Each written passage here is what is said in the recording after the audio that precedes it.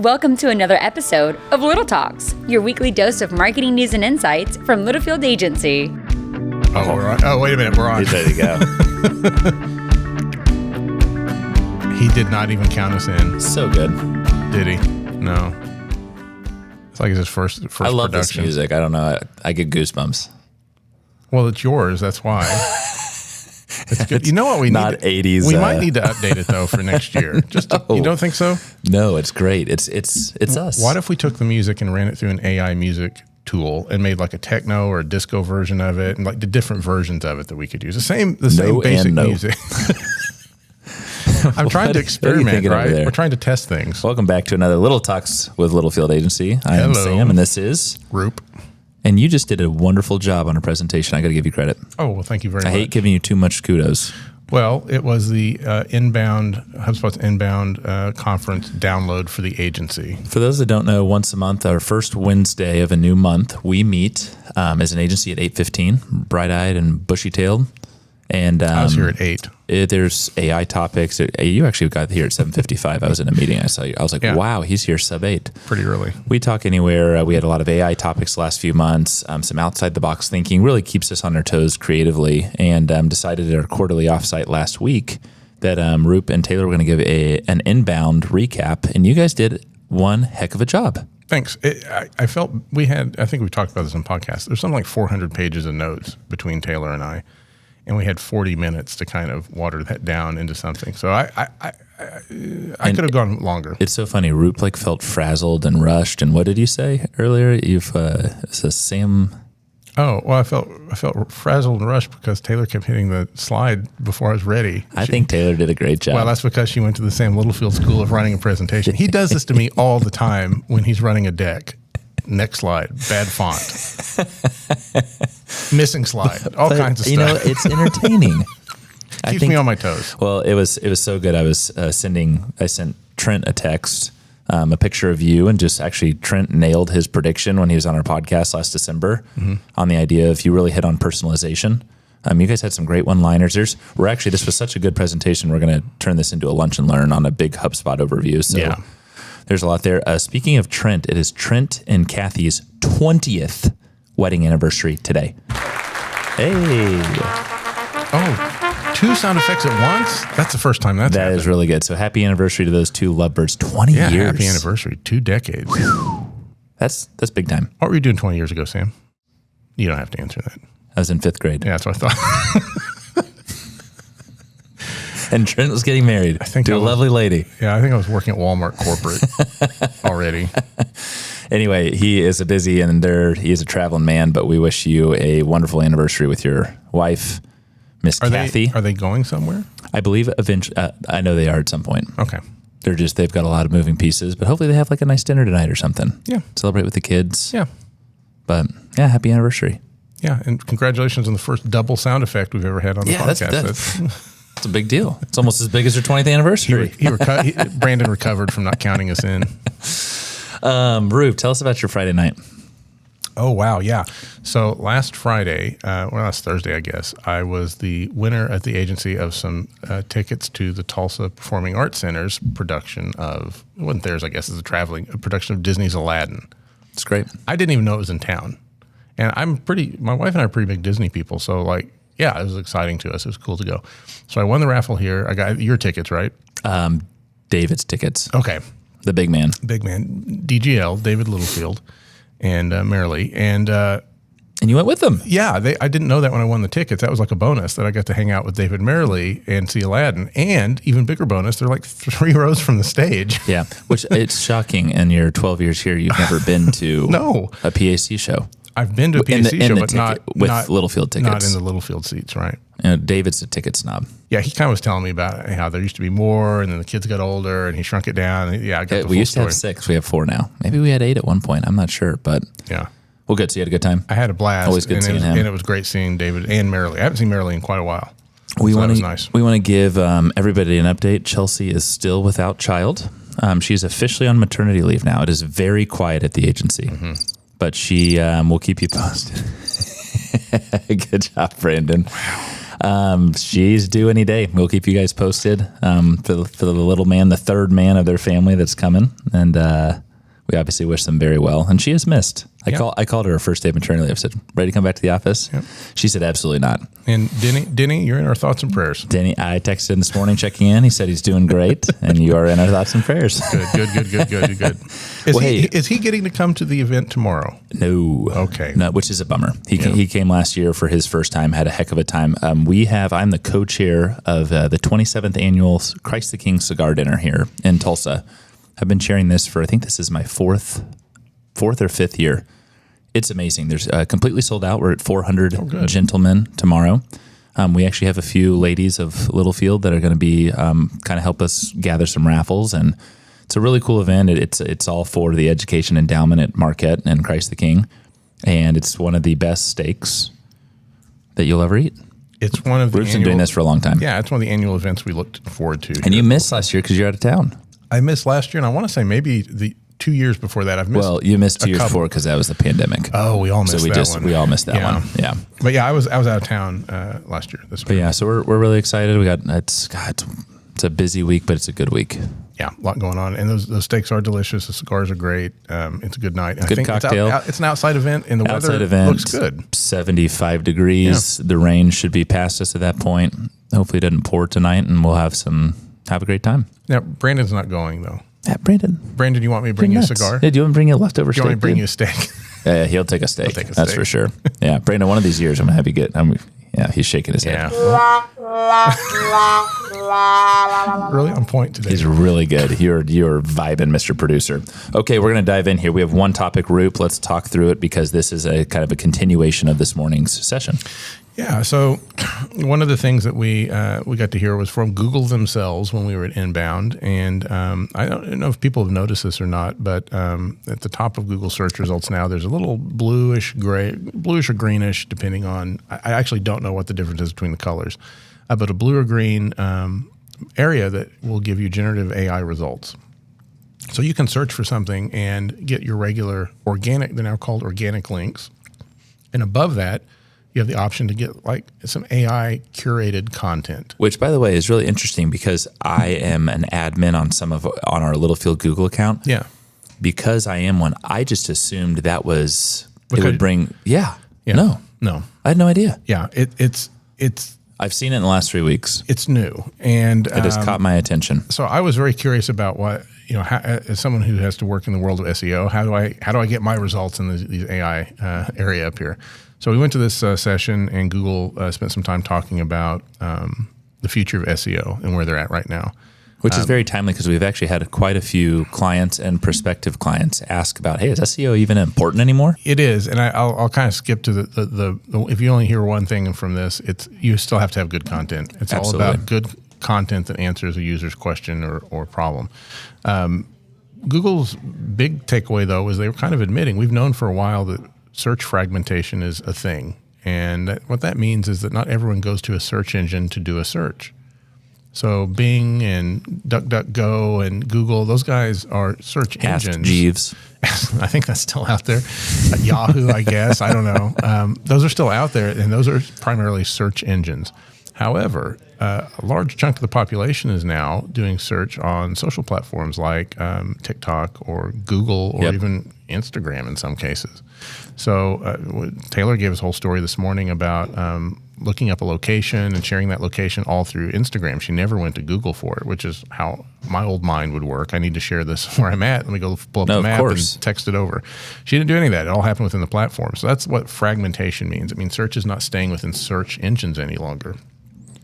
So Google isn't really saying that that's a bad thing. They're kind of okay with it. They're more interested in how search is changing, not how it's fragmenting, but how it's changing. And with the rise of AI tools, they've looked at how can we implement this in a way that means something for our users? How can we be relevant to users? So they recognize search as something that stays relevant. It's kind of pretty personal. But what can we do for our platform? So their implementation of AI has been going through some changes over the last few months. But what they basically do is they take your topic or your thing you've asked or searched for, and they try to infer what you really meant about it. Like, what's your intention behind this? Why are you asking, where can I get Apple headphone replacements. Like, I can give you Target, Apple Store, Walmart. I can give you places where that is. But AI may say, you can get those things at these stores, but here's also an article on how you might be able to fix your broken headphones. And, did you know that, on average, headphones only last a couple of years anyhow, so maybe buy in bulk, whatever. Yeah, I don't know sure. if that's true, by the way, but like that's... But good relevant content. Right. In fact, that's something AI might suggest, because sometimes AI makes things up. So as they're giving you an AI, air quotes, result, there's a third area rather. So you have organic links and you have AI results, and you have a new thing called perspectives.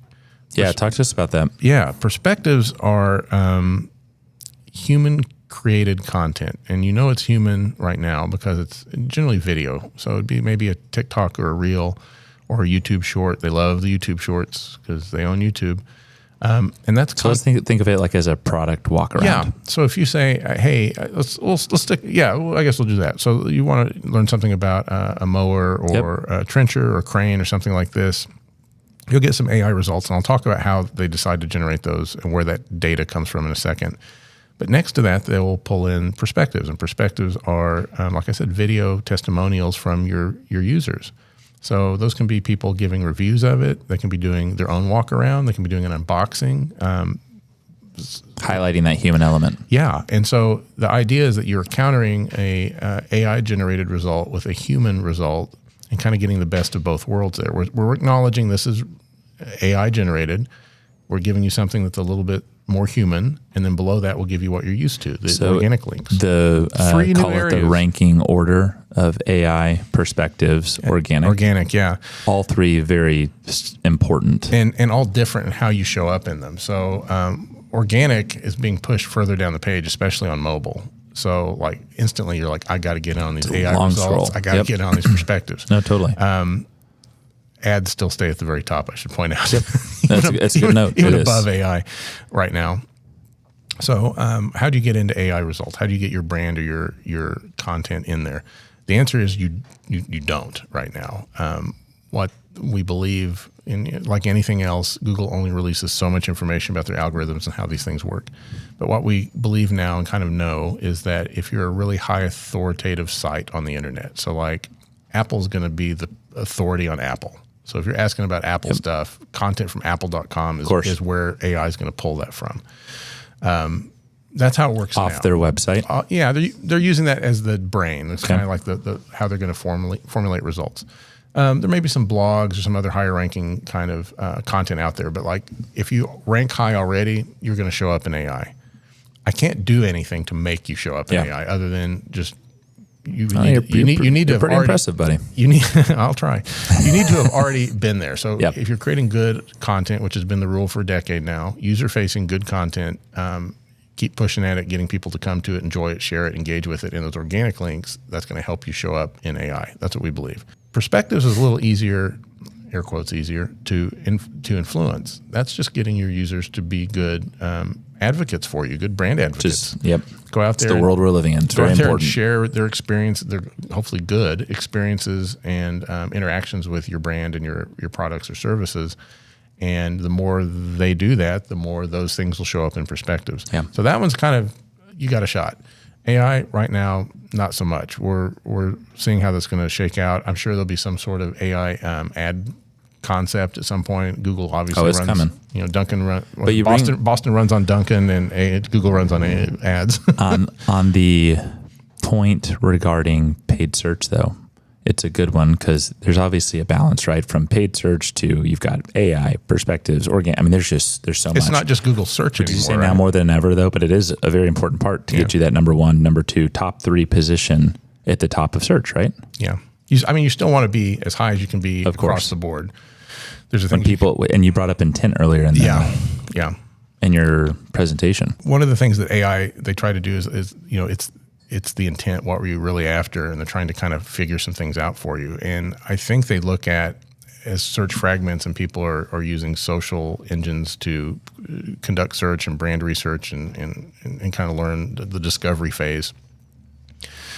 They're recognizing there's an opportunity not just to take what they're asking, but to take what they may mean. And that's where AI kind of does a pretty good job of analyzing what the users put in and comparing that to other interactions and results and saying, well, we have 1 million people that have asked this similar question, but what they really meant was this, or what they really found valuable or they clicked on from that result was this. Yep. That's what AI is trying to do.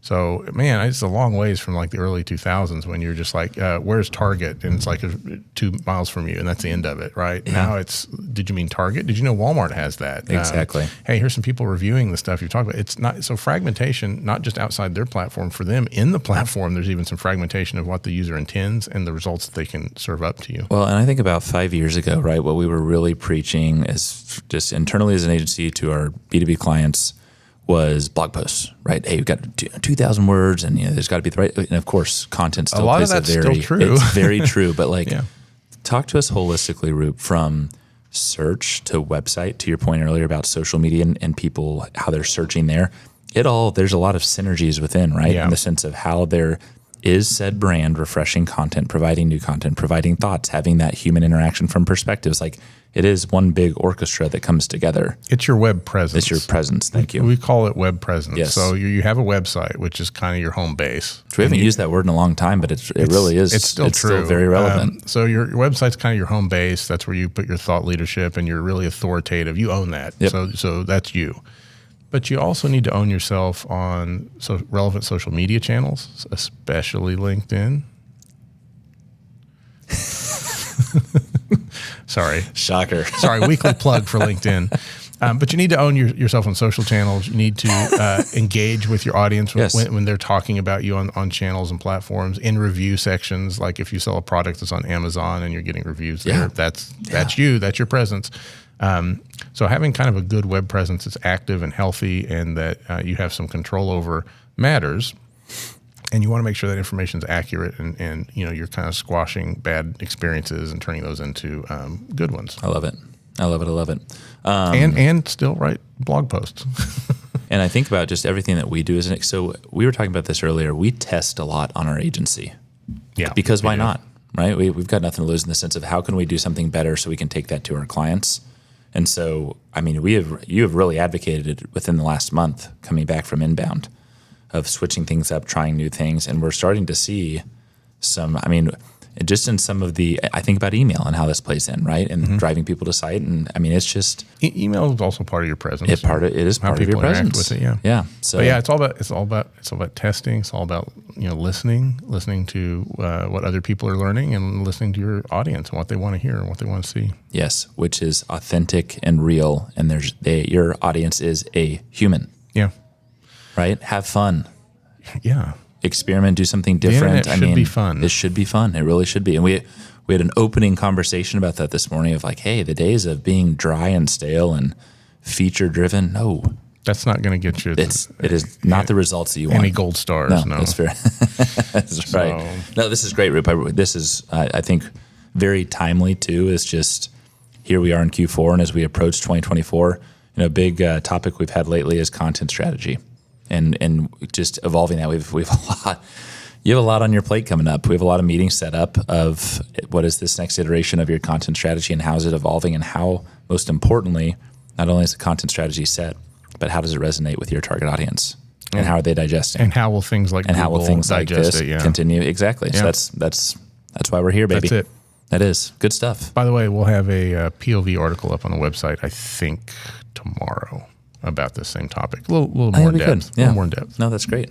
Part of our web presence. That's correct. Feed the beast. Look at you, man. Okay. Well, hey, anything else? No, that's it. I'm looking forward to steaks and cigars tomorrow. It'll be fun, man. Always is. Yeah. I always, it's funny. I'll give you a little shout out. You're kind of a local celebrity. Oh, I didn't know that. People know the name Roop because of our podcast. You think so? Yeah. I'll give a shout out to my buddy, Scott Lloyd. He was like, hey, because I sent him a picture of the podcast today. And he goes, you're with my boy Roop. He didn't know you. But he knows you from the podcast. Am I going to be signing autographs at this thing? The thing, you get invited to be on other podcasts. No one's ever asked me to be on their podcast. You'll be there. You're a lot smarter than I am. Nah, I don't know about that. It'll happen. Maybe I invite myself to their podcast. Just kidding, is that what's going on? Oh, I hadn't thought of that. Okay, man. Well, always a pleasure. Yep. And we will catch you guys next week. This will be in your email inbox. Probably end of day. Yeah. We'll see you then. Adios. Bye. Oh, you just missed it. it. Was that still, is that okay, perfect. Always good to see David Littlefield here. We literally just wrapped our podcast. Wow, David in the house. And that's a wrap. We hope you've enjoyed our little chat and found ways to grow your own marketing strategies. Remember to subscribe wherever you listen to podcasts and follow us on social media @Littlefield Agency.